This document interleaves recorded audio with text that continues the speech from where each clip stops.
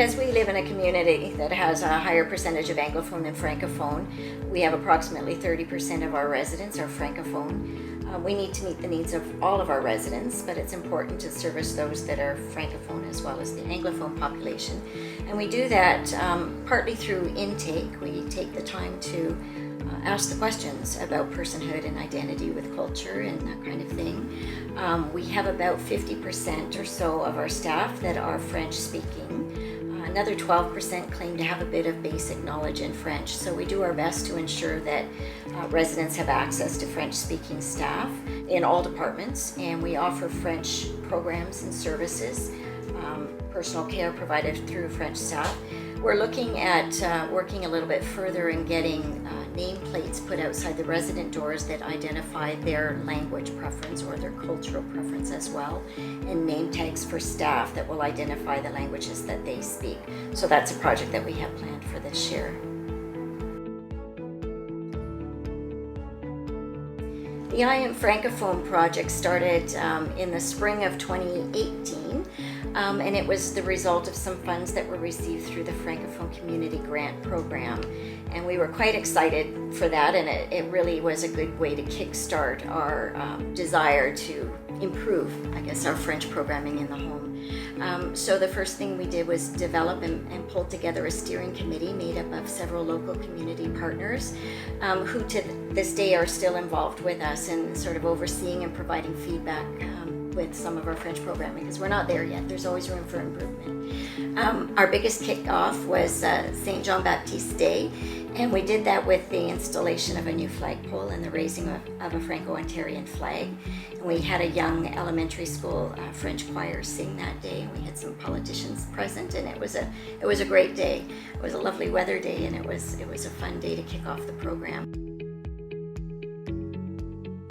We've had weekly programming established where we have an activity worker that is able to do one-on-one programming, small group and large group events. We've had some educational evenings and some storytelling events and bringing out some of the local history of the Francophone community here in Sudbury. Les activités francophones qu'on fait ici, on a fait ce matin des chansons à répondre. Aussi, au mois de novembre, on a quelqu'un qui vient aider les résidents à faire de la tire. Nous avons chaque jeudi une messe, un chapelet puis une messe chaque jeudi. Aussi, les musiciens sont la plupart bilingues. Alors, chaque dimanche, on a de la musique puis ils chantent des chansons en français et en anglais. On a aussi levé le drapeau franco-ontarien, le Saint-Jean-Baptiste. Et puis, on avait Extended Care York. Les résidents francophones là-bas sont venus pour faire la même chose qu'on a fait ce matin, des chansons à répondre.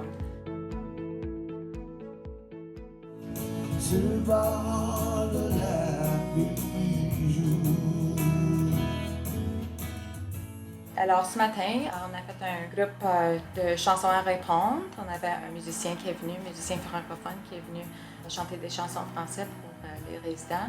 Aussi, nous avons servi un pudding au pain avec raisin, du thé. On a dansé avec les résidents, puis on a bien aimé ça.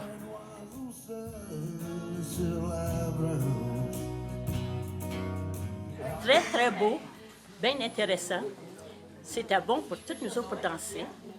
Et puis, j'espère qu'on aille encore. J'aime le plaisir. Puis j'aime bien la musique française parce que ma mère était française.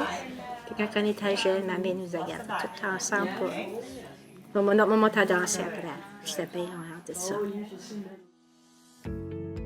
Alors, les résidents nous ont inspirés juste par leurs commentaires positifs et leur fréquentation des programmes francophones chaque mercredi.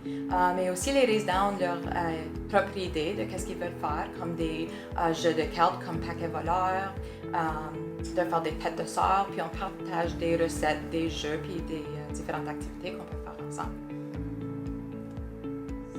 It's really important to provide culturally appropriate care. Part of our mandate really is to recognize the residents' personhood, their identity, respect them, provide dignity.